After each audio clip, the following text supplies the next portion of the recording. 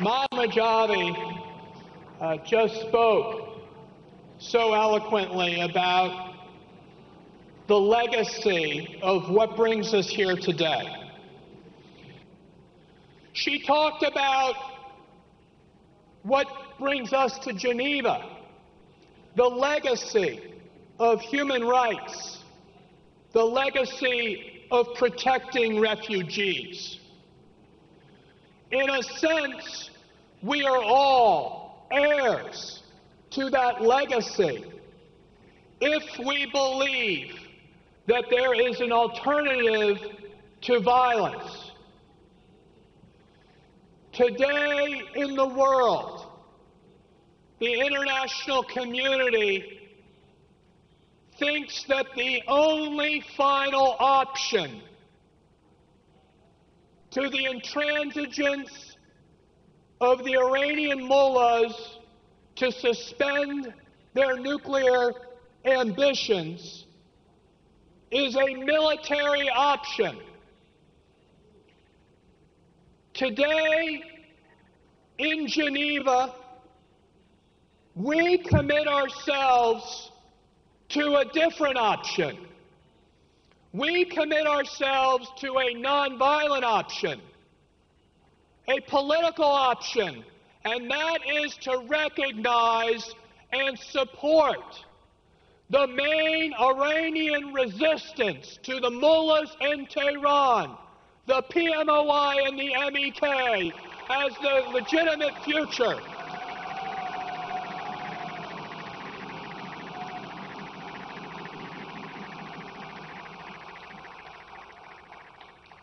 There are 7 new martyrs on the wall,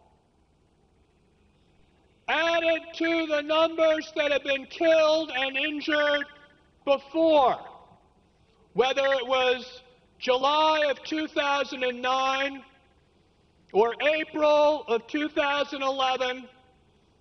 As Madam Rajavi said, these new 7 martyrs join in the legacy of those who laid down their lives to bring about a free Iran. Today, we have to commit ourselves to making sure that they did not lose their lives in vain.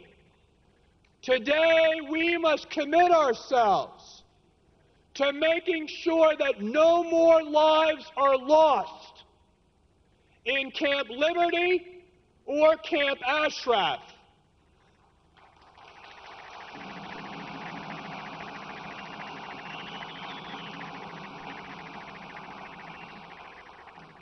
And as Madam Rajavi said, this is an issue of security. But let us understand how we got here. Because it wasn't something that this organization and many of us did not warn would happen. If we had paid attention to the lies of those who said initially that Liberty was a humanitarian camp, well, we know today that that was a lie, because we saw conflicting memos from those in the UN saying that the conditions in Liberty were deplorable and unfit for humanitarian concerns. But Martin Kobler said that Liberty was okay for resettlement. Martin Kobler lied about the humanitarian conditions in Liberty. Next, we saw the promise of resettlement, rapid resettlement for the asylum seekers who were to move to Liberty in order to be resettled. Again, we saw Martin Kobler lie about the rapid resettlement of those in Camp Liberty. And finally, we heard that Camp Liberty was safe and secure when all of your family members told us and showed us where this was not true. But Martin Kobler said that it was true and that they would be safe. Martin Kobler lied again about the safety of Camp Liberty.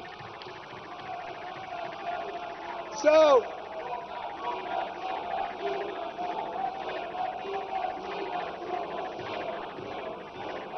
if we today are to be sure that these new 7 martyrs and those that were killed before did not die in vain, then we must be honest about what has been going on and the lies that have been perpetrated by the United Nations representative in charge of Camp Liberty. That is what we are here today to focus on, because of the integrity of the United Nations and the credibility of the United Nations is not beyond reproach. Then it is not worth what they stand for. To say that they are an agency that holds the highest standards for the protection of human rights and refugees, while one of their own representatives continues to lie about the protection, safety, and humanitarian conditions of that camp that has been the place where all of the asylum seekers have been kept. So, what do we have to do today? We have to call on all of those of good conscience at the United Nations to say, is Martin Kobler worthy of the name a UN commissioner when it comes to the protection and safety of the people in Camp Liberty? Is Martin Kobler worthy of being trusted again? Is Martin Kobler worthy of promising the protection, safety, and resettlement of the people of Camp Liberty? No, he is not. And the UN must say so, and say so aggressively. Martin Kobler must go.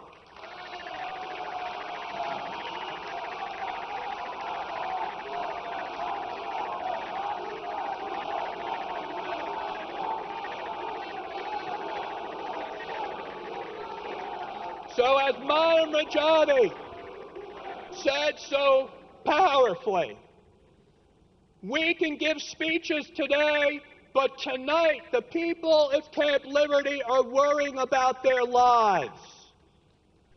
We need answers. We need action. We don't need more words. We need results. The UN in Geneva must rapidly change this situation if they want their integrity intact.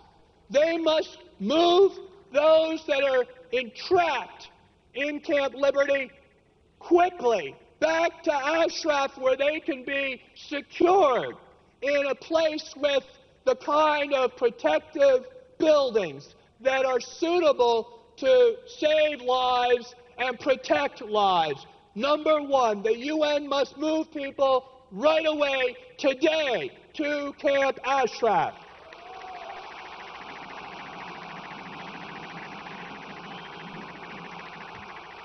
And the United Nations and the United States must be clear that any inaction from here on out can unmistakably be seen as complicity with any future lives lost, because we warned the United States State Department, we warned the United Nations that these attacks were inevitable, and they happened not once, not twice, but 3 times. There were attacks on the people who were defenseless, unarmed, protected people, according to the 4th Geneva Convention.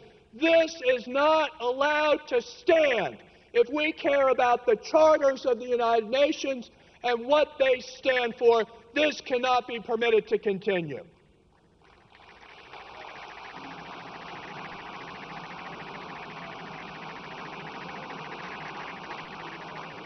And finally, we need to have an accountability to those that have called for an investigation.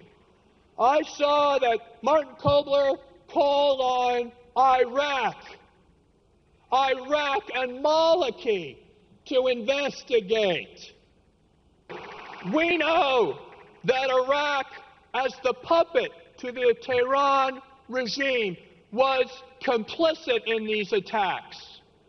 Let's make sure that the United Nations and the United States are not complicit anymore in the denial of human rights, in the murder of innocent refugees, and in the continued subjugation of all Iranians who live under a tyrannical, fascist, fundamentalist regime that is calling for an end to the civilized world with its construction of a nuclear weapon.